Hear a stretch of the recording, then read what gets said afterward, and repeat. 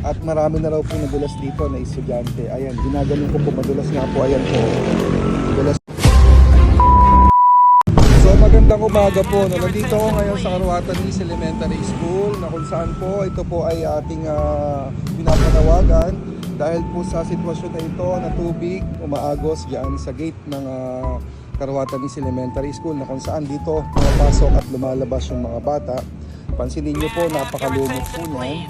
At marami na raw po nadulas dito na estudyante. Ayan, ginaganon ko po, madulas nga po. Ayan po, madulas ho, diba? Ayan ho, oh, ang dulas ho.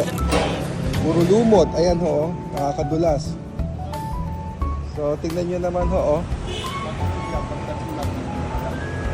So, pag tagulan to boss, ano? Mas lalong lumala.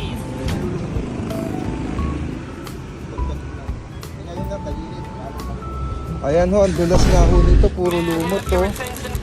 Tingnan nyo ho, oh. Ayan ho yung lumot. Oh. Paano ho, pag nabaldog yung mga estudyante, saka yung mga senior na sumusundo dito? Di ho ba? Ayan ho, yung pinanggagalingan ng tubig, oh.